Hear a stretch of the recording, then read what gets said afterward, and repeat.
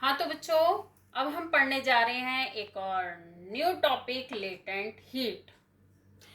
तो कभी भी हम किसी सॉलिड को हीट करेंगे, मीन्स टेम्परेचर उसका इंक्रीज करेंगे, तो क्या उसका फटाफट से तुरंत टेम्परेचर इंक्रीज हो जाएगा? नहीं होगा। क्यों? When solid melts, its temperature does not change. So where does the heat energy go?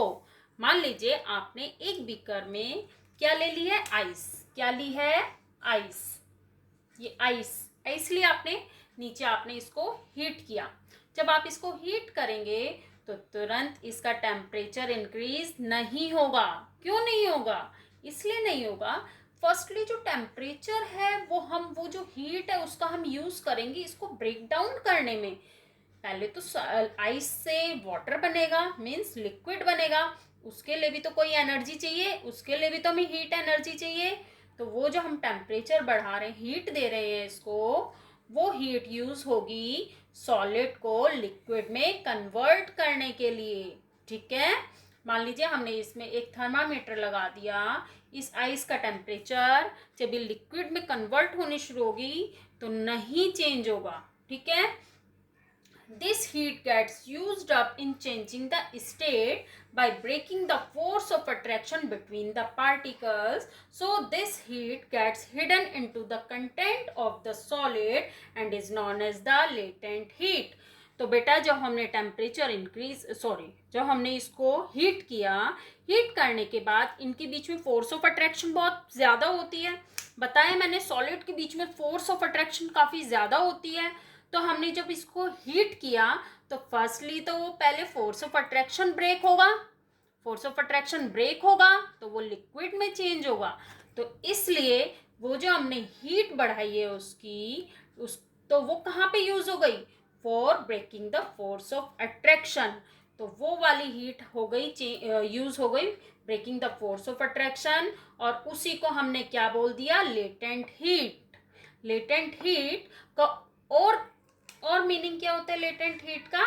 Hidden. Hidden means छुपा हुआ, क्योंकि टेम्परेचर तो चेंज नहीं हुआ। आप थर्मामीटर में देखेंगे टेम्परेचर चेंज नहीं होगा, यानी कि कहीं ना कहीं तो वो हीट जाके छुप गई। तो कहाँ छुपी? फोर्स ऑफ अट्रैक्शन जो सॉलिड का था उनको ब्रेक करने के लिए वो छुप गई और लिक्विड में कन्वर्ट किया, उसको हम कहेंगे हीट। तो लेटेंट हीट समझ आया? The word latent heat means hidden. Solid तो हमने क्या किया है?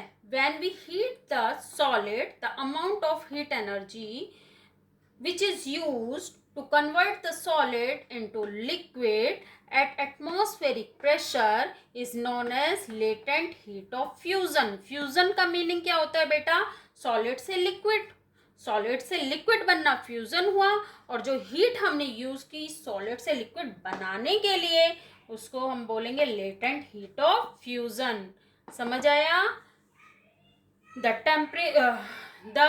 temperature which is used to convert the liquid into the temperature which is used to boil the liquid, वो टेम्परेचर जहाँ पे लिक्विड बॉयल होना स्टार्ट हो जाता है इज कॉल्ड बॉइलिंग पॉइंट। क्या हो बोलेंगे उसको? Boiling point. एक बात और बच्चों ध्यान रखना, boiling point is a bulk phenomenon. Bulk phenomenon मतलब वो बल्क में होता है। कभी भी बॉइलिंग, हम लिक्विड को बॉईल करेंगे तो सिंगल पार्टिकल बॉईल नहीं होता बेटा। अगर हम उसका, आप देखिए, आपने गैस पे बीकर कोई भी एक वेजल रखा, कोई बर्तन रखा, उसके अंदर आपने वाटर डाल दिया, जो वो बॉईल होना स्टार्ट होगा तो एक पार्टिकल बॉईल नहीं होगा, उसको आप देखेंगे उसका पूरा सरफेस जो होगा बॉईल होगा। तो बल्क फेनोमिनन है वो। ठीक है? इस चीज को याद रखना है आपको। तो इसमें हमने क्या पढ़ा?